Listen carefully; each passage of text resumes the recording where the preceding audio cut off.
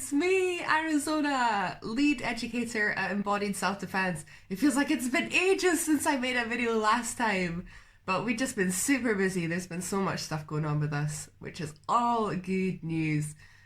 Earlier this week, I was invited to speak on a panel discussion about domestic abuse, and one of the questions that came up was, what are the warning signs for maybe a friend or family member who might be in an abusive relationship, and what can we do? And I was also chatting with our friends at Firebrand Alliance earlier today about pretty much the same topic, and actually Firebrand Alliance did a great blog post about this specifically, which I'm absolutely going to highlight in this video and just expand a little bit on. So this is a two-part series. Number one is breaking the stereotypes about what we think an abusive relationship might look like and who can experience one. And then number two, about, as a friend or family member, what can we actually do about that? Because that can be a really difficult position to be in, to see somebody that you care about, that you love, going through a hard time and feeling powerless as to how you can change that. So we'll cover all of those things in this two-part series. So, number one, I just want to make it absolutely crystal clear that any person can experience abusive relationship and any person can abuse, okay?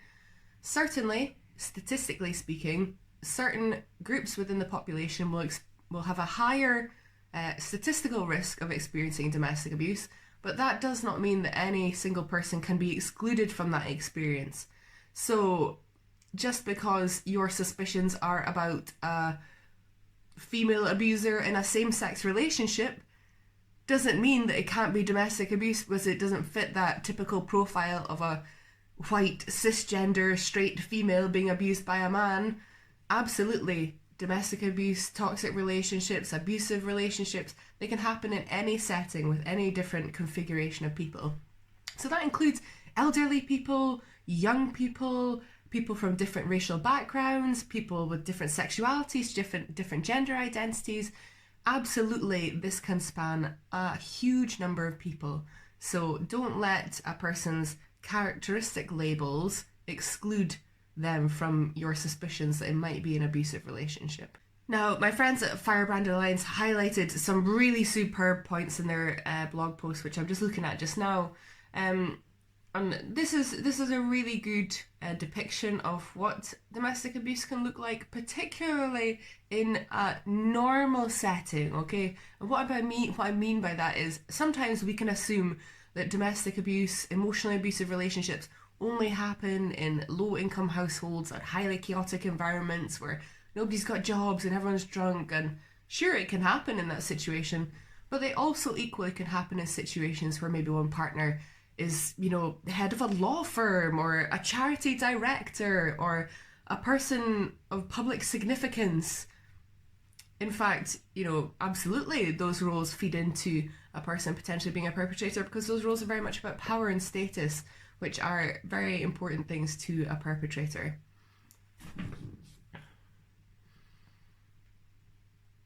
So there are some great points in this blog post about spotting the signs in a very real context, so I absolutely would recommend that you look at that.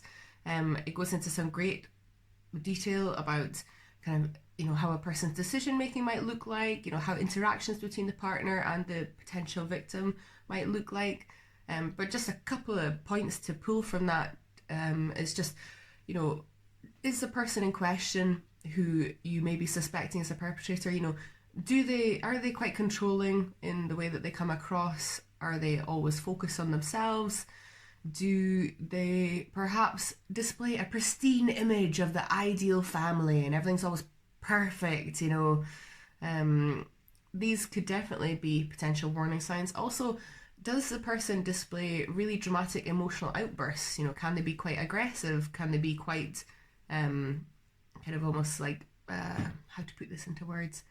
Can they almost frame themselves as a victim very often? Because it works in both ways. Sometimes it can be quite a kind of dominating power, but then in other times it can be almost, I'm the victim, therefore I have a strong need, therefore you can't leave me, and they're kind of exerting control in that way. One of the things I loved that was pointed out in this blog post is gift giving, okay? Now, it can seem on the outside that a relationship is perfect because so and so is always being flown halfway around the world and they've got a big fancy home and they're always being showered in gifts, getting loads of, always being given clothes to wear and stuff, and they've got a spending allowance. But what was so rightly picked up in this blog post is that with these gifts comes a sense of indebtedness. I am buying you your clothes, so you owe me, you must do what I say. I bought your home for you, so you owe me, so you must do what I say.